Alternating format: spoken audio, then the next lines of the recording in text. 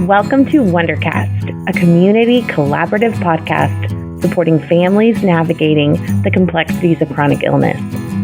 Today, as we close out Season 3, just days away from Father's Day, we continue with our focus on dads and their unique relationship with chronic illness. In this episode, we meet Chad, husband and father of two, balancing all his roles as a dad while living so much of his lifetime under the umbrella of an epilepsy diagnosis. This is Chad. My name is Chad Riggins. I'm a husband, and luckily, I'm a father of two, beautiful boy and girl.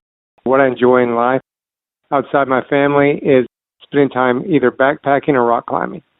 I have frontal lobe seizures, and so I have trouble remembering things, especially people's names, recalling events. Now, I can remember things that's happened several years ago, but current events and stuff like that, and things that you think you should know. My brain, typically on average at about 4:20 in the morning, it stops for a few seconds, 4 or 5 seconds, then turns itself back on. They can't figure out why it does that. How come, because it shouldn't be able to turn itself back on once it stops. So all brain activity stops for a few seconds and then kicks back on. And then I have seizures typically happen. Your condition, do they classify it as epilepsy? They do. Epilepsy is a general term. I used to think it was like a specific illness. No, it's a general term for seizures that they can't link to something specific, and that goes to my case. Now, they have it has been brought to my attention since I moved to Austin. I've life has been easier and life has been different. I mentioned earlier, that I had issues. I definitely had a speech impediment growing up, and back home everybody would stop you. Where are you from? Where are you from? You sound different. Where are you from? You meet people. Here, I just blend in.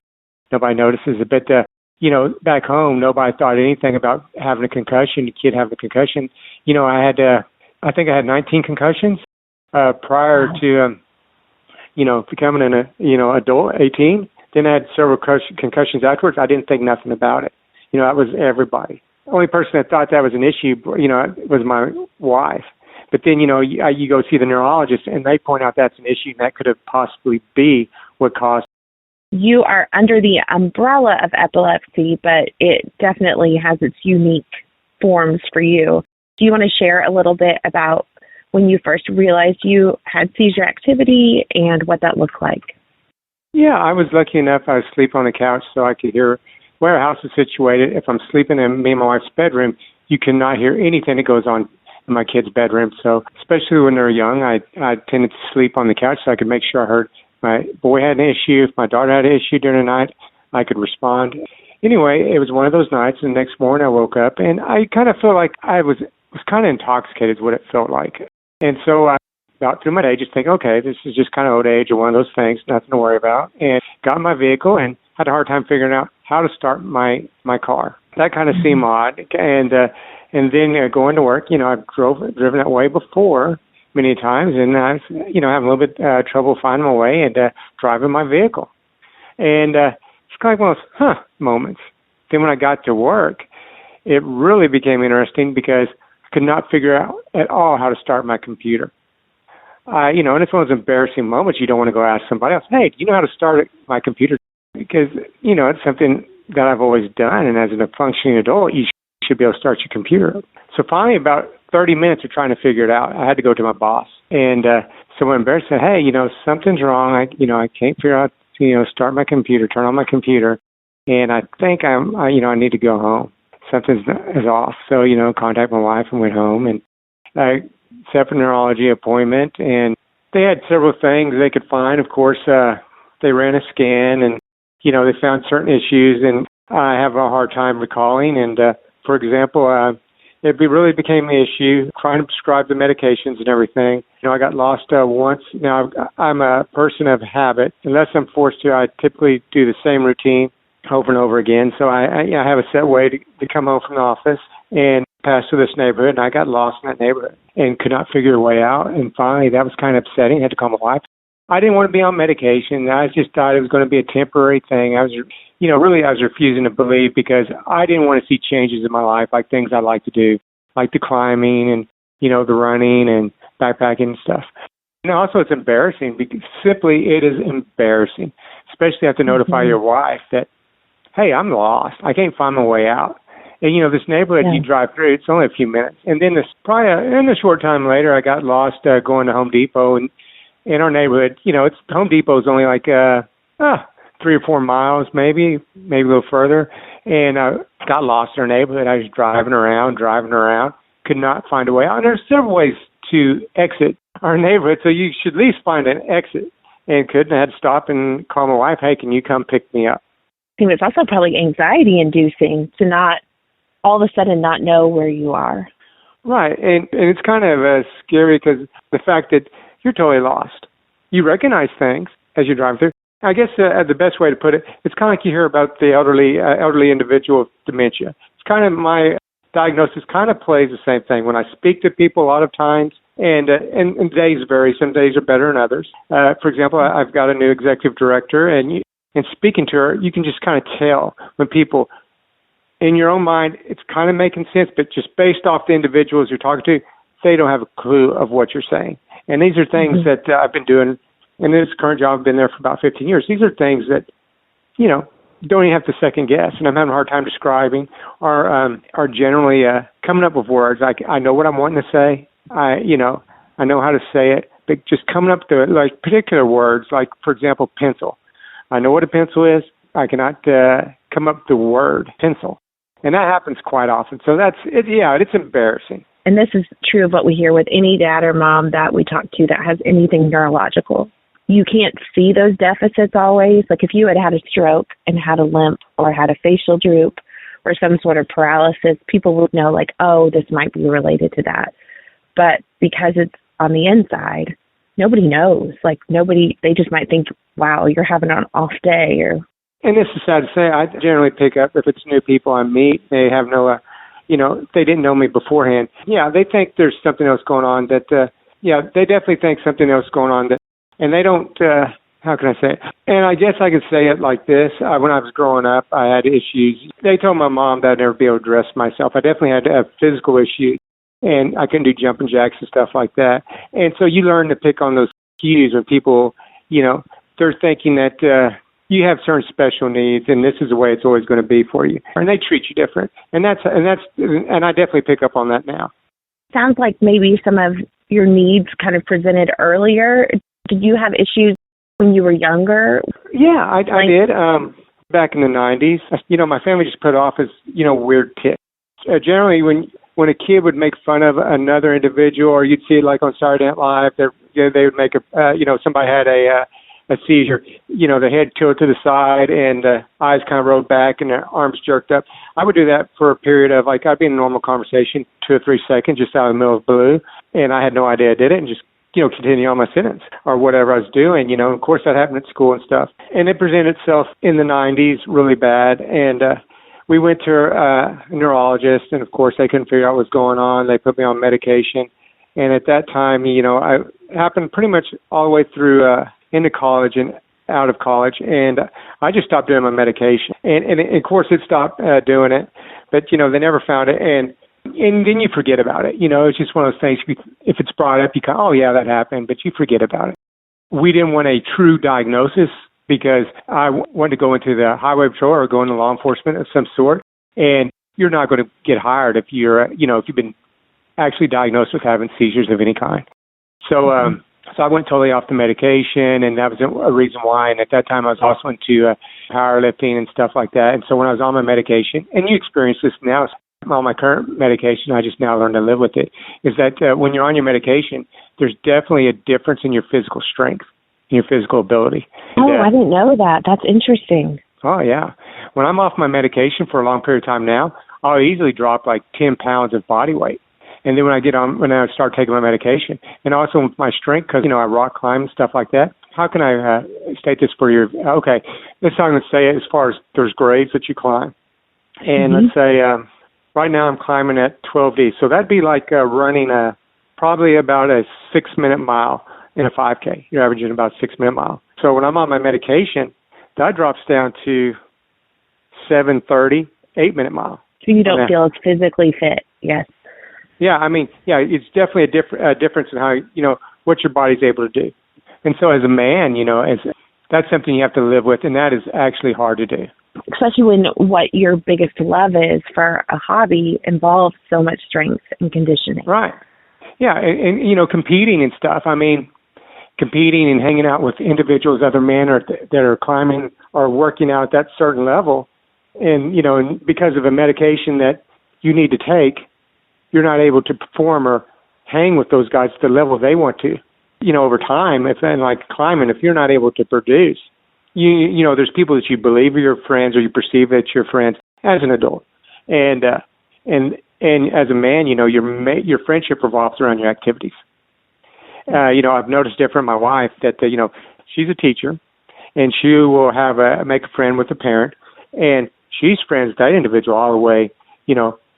Even after their child is graduated from college, they still keep in some kind of touch. Well, as a man, you have obligations, and making time for that individual that's not revolved around your activity, it's just not going to happen based on my experience. That's been hard to get used to. So you have these connections with people maybe at work or with climbing or with your kids' sporting activities, but then when you can't engage in a way that you did before, essentially those friendships kind of start to go away. Right, exactly. Matter of fact, I was supposed to go climb today. No. Mm-hmm. They found somebody better to climb with. But anyway, that is what it is. Yeah, but that's hard. That's definitely hard. And especially because you know that you're capable, it's just... Right. And, and I guess one of the things about my issues in regards to that, and as any man that has a family, your primary responsibility is to your family, because those are truly your friends. Those are truly people, regardless of where you're at in life, you're going to have a connection and link to. Yes. But, for example, I was talking to my wife about this earlier today.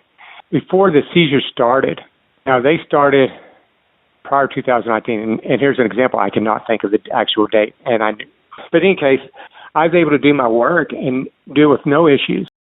Wouldn't even have to double check it, and I'd be able to do listen to YouTube, watch videos, listen to podcasts, and have conversations with other people I work with, and not even skip a beat, not even think twice about it. And now I have to totally isolate myself and really concentrate on what I'm doing and still make mistakes and not be able to produce at the same level or at the same speed I was able to do it before.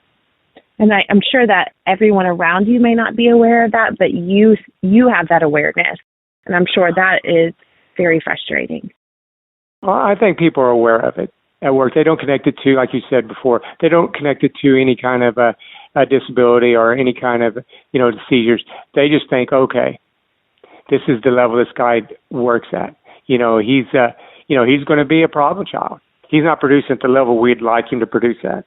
And you become aware of that, and you know that definitely reduces your ability for promotion and everything else. And that gets frustrating because, you know what you're able to do, but yet, I say that I now know what I'm able to do. What I was able to do is no longer me. It's grieving who you are versus who you are now. Right. What's so interesting to me about your illness is that the way that it kind of comes in episodes, like you'll have it really strong in the 90s, and then it just kind of goes away for like 20 years, and then reappears when you are well established in your work career and married and you have kids. That to me seems so hard also, because you never know when you're going to have almost like, I hate to say relapse, but almost like an episode when it's going to flare up. Now, I've been lucky. I've been blessed that it hasn't occurred, but when it first started occurring, it was occurring every few months. The way it's explained to me, it's kind of like a horseshoe. Generally, people won't have any activity, and then they'll have it in around midlife. And then once they get past that phase of life, it does not occur again when they're older, when they're elderly. It won't recur again. Or those individuals who have it early on in life. As they approach middle age, as they're in middle age, they don't have any activities. But then, most likely, they're going to continue or start to have those activities or see that again when they get older. Your kids, were they aware that you had this when you were younger? Because clearly they didn't see it in their early years because you weren't having flare-ups. During my seizures, 99% of the time, as far as I'm aware, they happen, early in the morning, around, before my kids get up. Unfortunately, one time I did have a seizure that happened in the afternoon, and my wife's taking a nap. My son's in his room, and my kids weren't aware of my past, and they heard that I've had seizures. This has started up, but they have never actually seen one.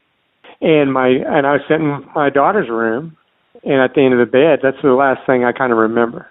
And that's one thing nice about it. I don't remember anything, but it affects everybody else around me that witnesses it. All of a sudden, I believe it was my wife, heard this thumping on the wall. And she came to see what it was. And I had fallen off the bed, and I was having a seizure, and I kept hitting my head against the wall on the floor.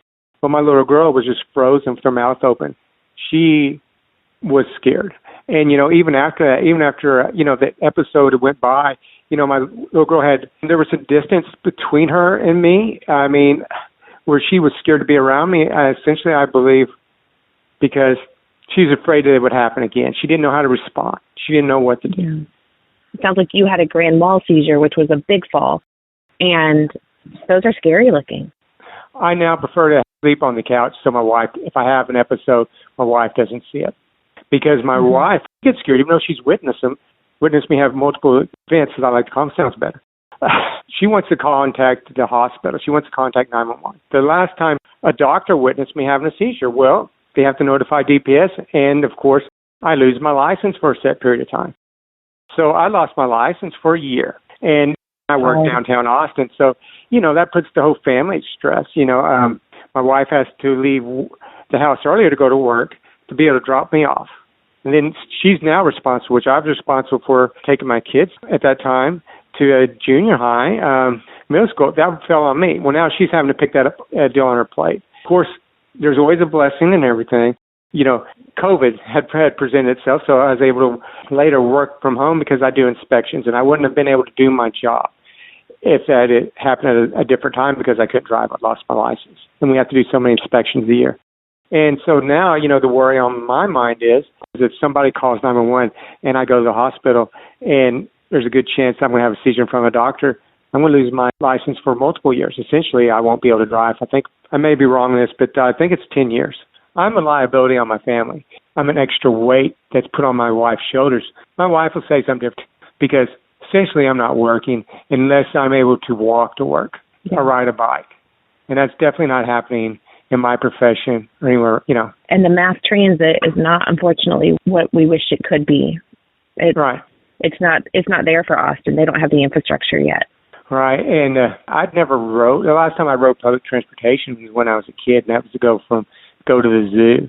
And so I had no idea. And, the first time I rode public transportation, I missed my drop off. And, and luckily the driver was nice enough to, didn't turn around but stop and let me off, and she let me know that she's supposed to drive directly to the bus barn after her last stop. If anybody's on the bus still, they're on the bus still. Learning to work through it, little life changes like that nobody thinks about. But then now all of a sudden, it's not a choice, it's a have to. I mean, there's a lot of unknowns. Right, and having to have a seizure, and you don't know how people are going to react or what's going to happen. And I know that I've had an episode while running, and luckily I guess people... because I know there was people on the trail. I don't know what the reaction was or whatever. I know how I found myself when I woke up. Did they just run by? Did they just keep on going? I guess that's the assumption. Maybe somebody might have looked at me, assumed I was on drugs, and they just kept on. You want people to be empathetic with things, but in that situation, the blessing is I did not end up in a hospital. So it sounds like you're still able to exercise and run, but are you able still to rock climb and backpack and...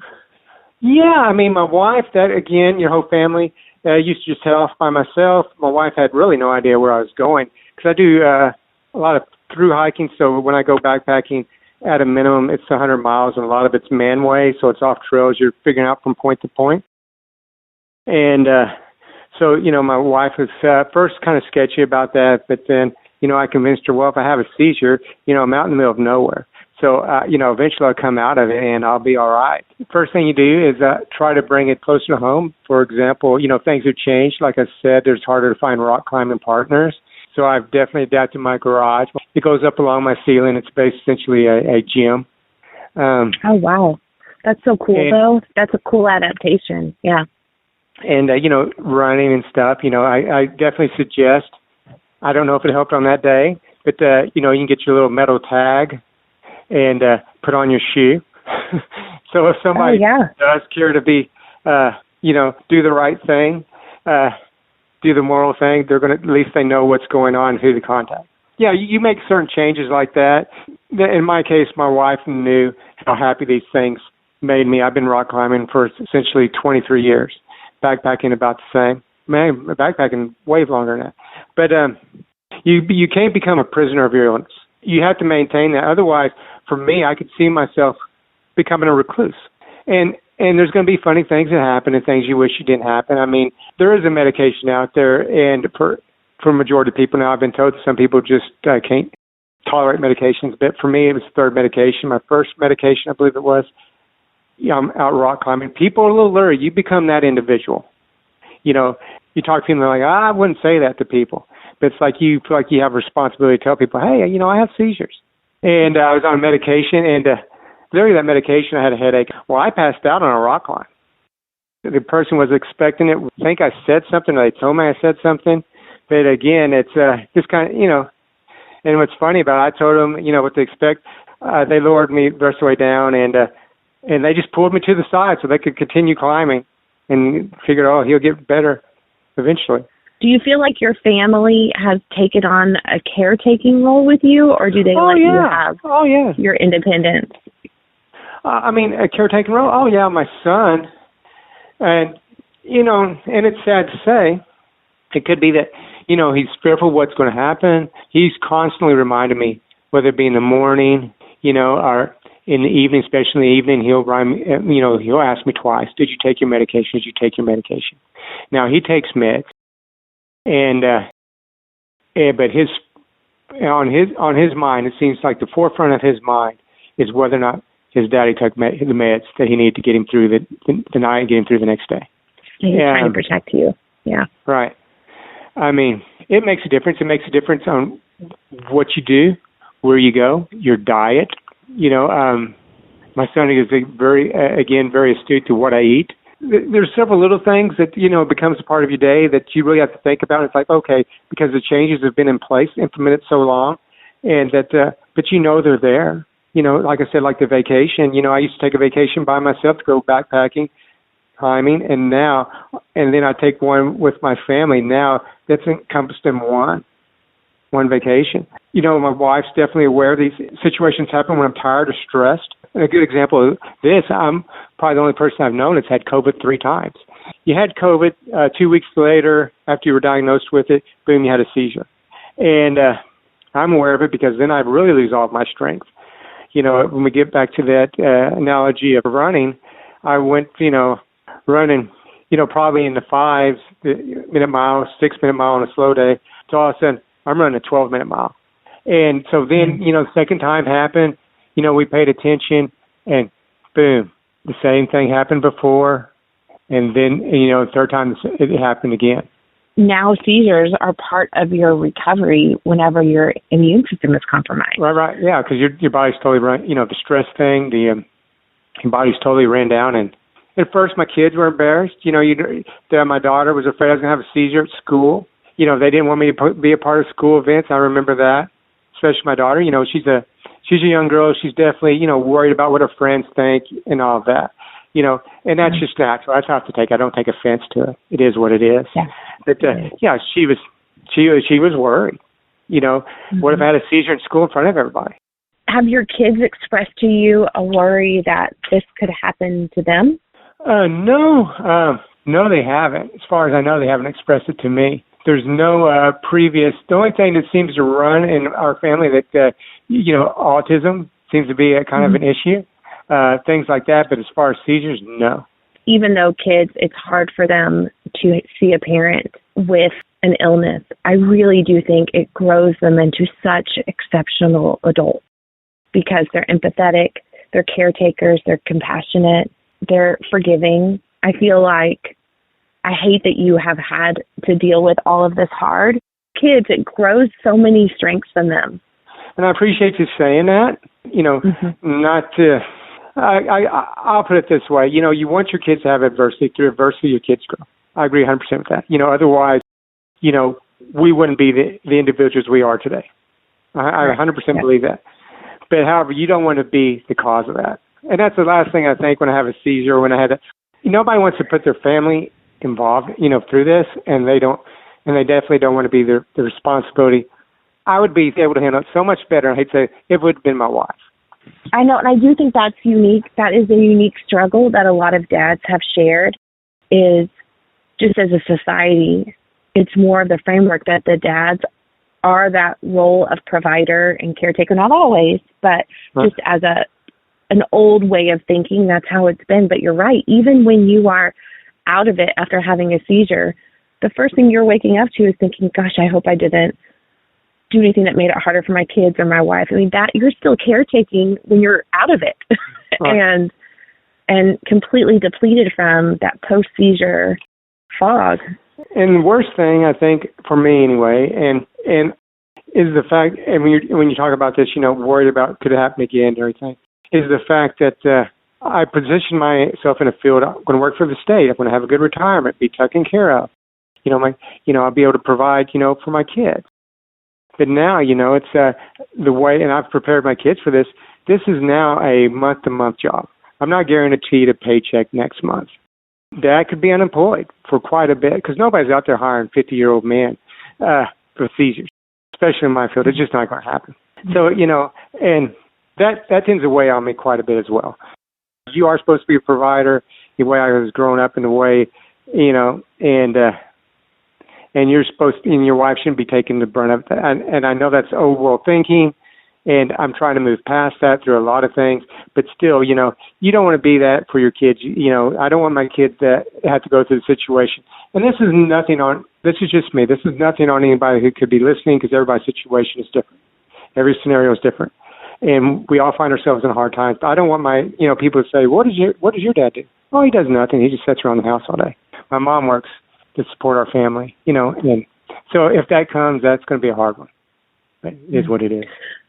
What advice do you have for maybe a dad that's listening that's new into his illness, or maybe had an illness and just kind of living along with it? Do you have anything to share for them? It's going to get better, like anything else. And sometimes you lose sight of that, but it'll get better. You can't be stuck in the day. Definitely. And every little thing you can do, for me, that helped out a bunch, was trying to do the best I can to pursue a normal life, the activities and stuff. You have to prioritize or adjust. I've had to readjust the level I hold myself to. But, realize the main thing, when it's all said and done, your family's going to love you. They may be embarrassed of you at times, but they're going to love you and they're going to be there for you. Like I do this for everybody. I mean, if you're really having a problem, you can feel free to get in touch with me. I don't mind that. If you can find a small group of people, whether it's from like some kind of group, whether it's through church or some other outlet, people who are going through similar things or been through similar things, then you're going. You are blessed. If you can do that for yourself, that means a lot.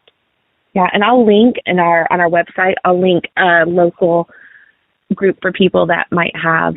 I know there are a couple that are specific to dads, and so we'll make sure to include those in the links too, so that that's an option for them to reach out to, because that's great advice.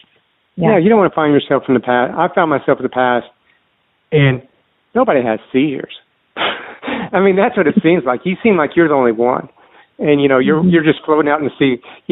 So if so finding somebody that does, or finding some kind of way to help you or guide you, so you don't have to sit there and figure it out yourself, especially through trial and error. That means the world. Well, I'm wishing you a happy Father's Day, and I hope that you get a time of doing some of your favorite things, maybe a climb with the kids or outside in nature. Unfortunately, it's going to be 107, but hopefully you still get to do some fun outside time with your kids this weekend. Thank you. I appreciate that much. Thank you for tuning in to our podcast today. Please subscribe and continue to check back as our content is ever evolving. For questions or specific content-related requests, please send an email to podcast@wondersandworries.org. Bye.